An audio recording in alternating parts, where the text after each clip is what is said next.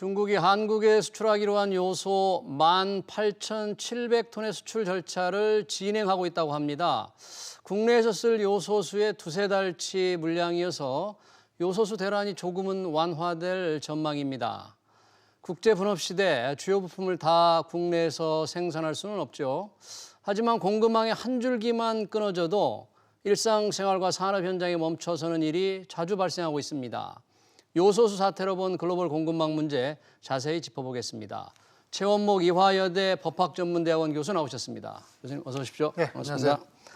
자, 이 요소수 대란이 정말 산업 현장을 지금 이제 위협하고 있는데요. 정부가 중국의 요소수 신속 수출을 요청해서 무슨 긍정적인 변화가 있다 이런 발표를 했는데 곧 들어옵니까? 어떻게 보세요? 그러니까 그 18,000톤이라는 것도 이미 계약이 된 그 내용을 뭐 앞으로 진행을 하겠다. 그걸 중국이 확인했다. 근데 진행을 하는 거야 진행을 하겠죠. 언젠가는 뭐 계속 절차를 진행할 거 아니겠습니까? 그 중요한 거는 이제 언제까지 그거를 뭐 보내겠다든지 그 절차가 완료되는 시점이 중요한데. 절차가 완료. 뭐 단기간 내에 하겠다든지 최소한 추상적으로라도 이제 그런 말이 없고.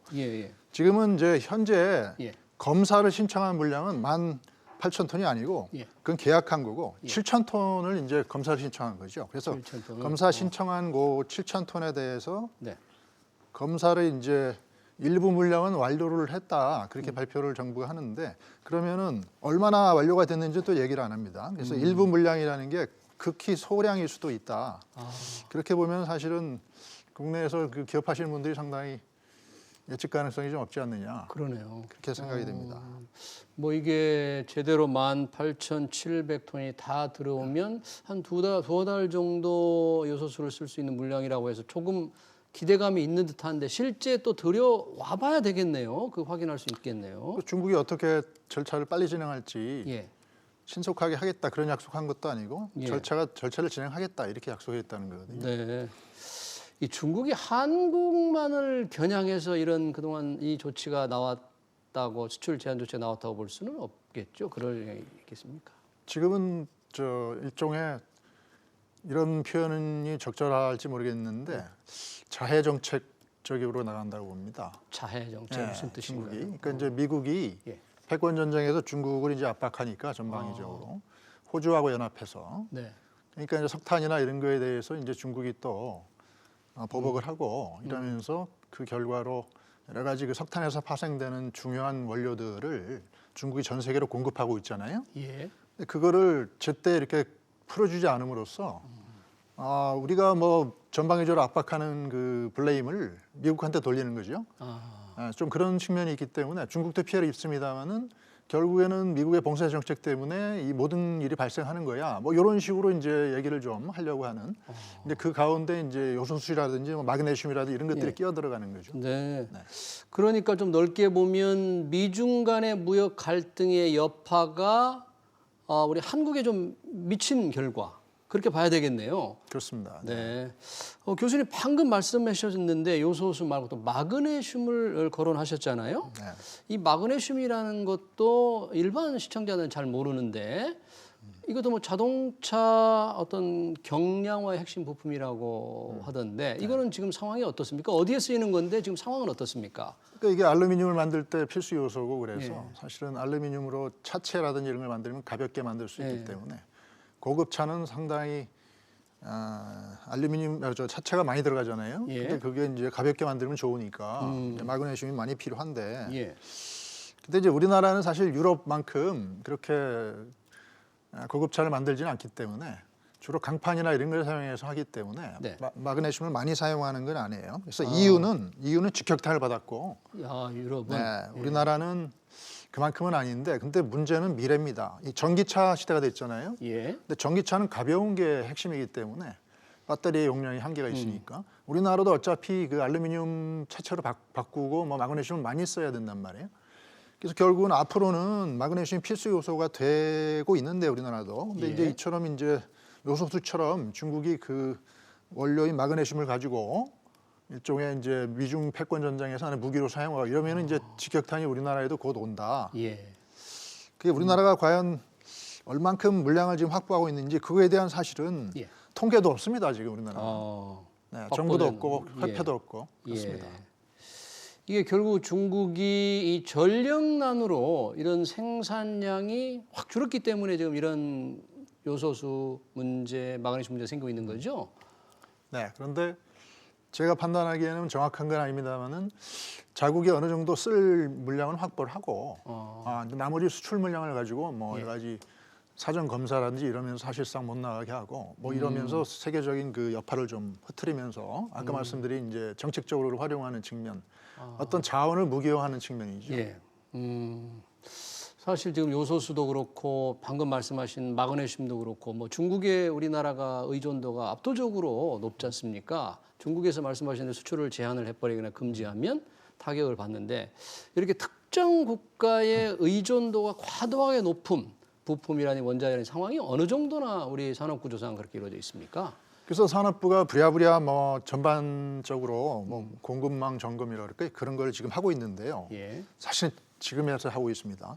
2년 전에도 일본이 반도체 핵심 원료를 가지고 그렇죠. 무게화했었고 예. 10년 전에도 휘토류 사건이 있었어요. 근데 지금 그거를 우리가 전반적으로 조사한다고 그래요. 예. 1만 2천 개 수입 가능한 품목 중에서 한 3분의 1인 4천 개 정도가 네.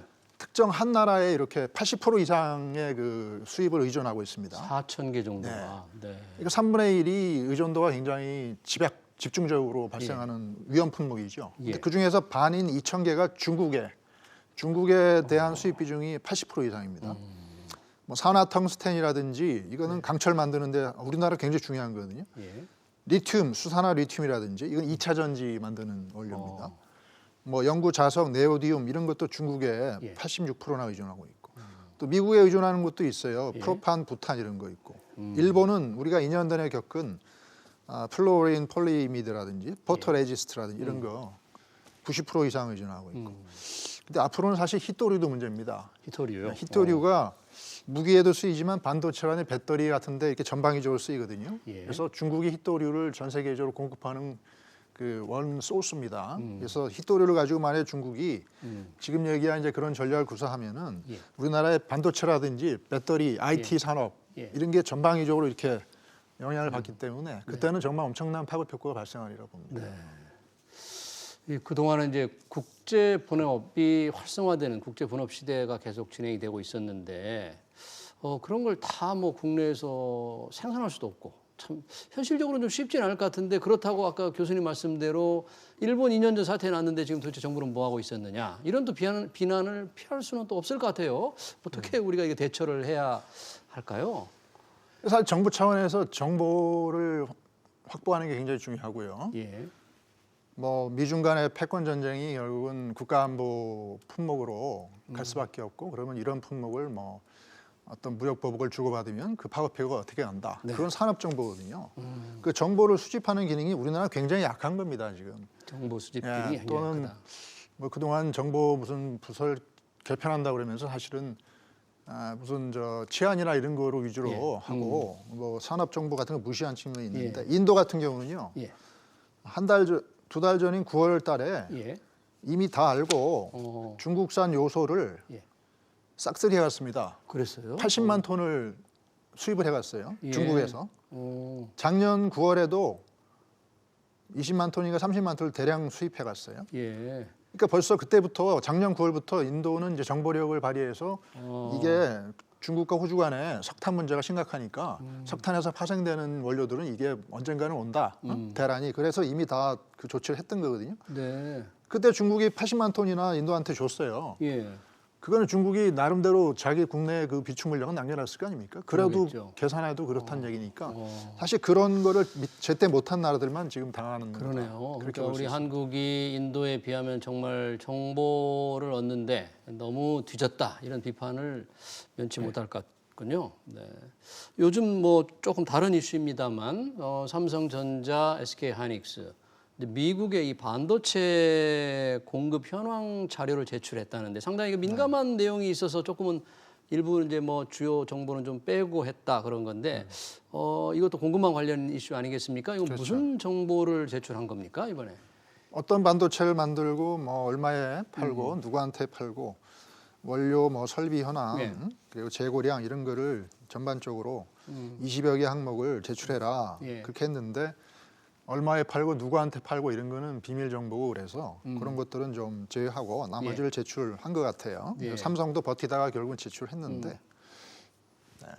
나중에 이제 그 정보들이 여러 가지 이제 용도로 뭐 미국이 뭐 반도체 공급망을 세계적으로 재편하는 데 쓸 수도 있고 단순히 어느 기업이 얼마나 사재기를 해서 미국의 반도체 부족 현상이 발생했는지 그것만 알아낼 목적으로 사실은 정보를 모았다고 보기엔 좀 그렇거든요. 그래서 사실 민감한 정보다 이렇게 판단이 됩니다. 네.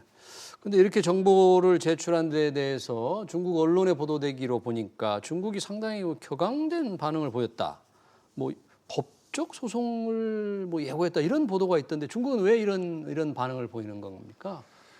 그러니까 사실은 뭐 미국 내 무슨 자동차용 반도체가 갑자기 부족하니까 그 공급망을 좀 체크하려고 정보를 제출하라 이랬지만 결국에는 그 고객이 주로 중국으로 그 고기술의 반도체가 혹시 흘러가는지 첨단 칩이 중국으로 가서 어떤 식으로 쓰이는지를 알아보기 위해서 그 정보를 좀 모은 측면이 있어서 결국은 간접적으로 중국에 대해 압박을 가하는 거죠. 그 대중 공급을 한 기업들에 조금 불이익을 줄 수 있는 가능성을 보임으로써 대중 공급을 차단하는 효과를 가져오죠.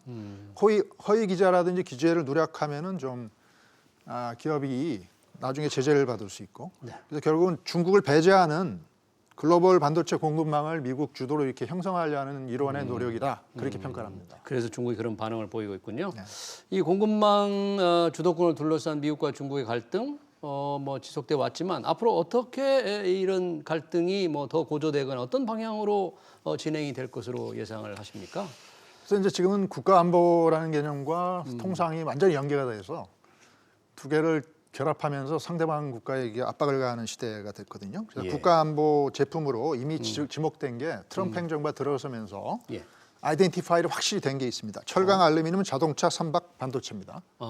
5개 품목은 전방위적으로 그 원료 할 것 없이 계속 지금 요소수처럼 여러 가지 그 파급효과가 발생할 수밖에 없고 그래서 글로벌 공급망 분업 체계를 전 세계 수출 수입으로 메울 수가 없고 자국이 안전하게 확보할 수 있는 공급망을 확보해야 되거든요. 그러려면 블록 경제에 들어가야 되고 우리나라 같은 경우는 중국을 좀 자극하는 어떠한 그 블록에도 들어가지 않기 때문에 서방권의 어떤 공급망으로부터 배제되어 있는 상황이에요. 그렇다고 해서 중국이 그거를 제공해 주는 것도 아니에요. 필수 요소들을. 그러니까 중간에 이렇게 껴서 있는데 어떻게든 공급망을 이렇게 우리 주체적으로 좀 안전하게 확보할 수 있는 뭐 그게 경제연합이든 안보 협력이든 그걸 제로 베이스에서 검토해서 지금부터 필수 요소들을 지금 말씀드린 5개 품목을 중심으로 촘촘히 짜서 그걸 이렇게 일관되게 실행해야 된다 이렇게 평가합니다. 제로 베이스에서 주요 부품의 공급망을 확보할 수 있도록 경제 연합에 뭐 어떻게 하든 다시 재검토를 해야 된다 그런 얘기군요. 그거 자체가 굉장히 중요한 이슈이기 때문에 그 자체를 우선순위를 두고 다른 안보 정책이나 경제 정책을 평가하면서 공급망 확보 전략을 처음부터 세워야 된다 이렇게 생각합니다. 알겠습니다. 요소수 사태로 본 글로벌 공급망 문제 잘 들었습니다. 지금까지 최원목 이화여대 법학전문대학원 교수였습니다. 교수님 고맙습니다. 감사합니다.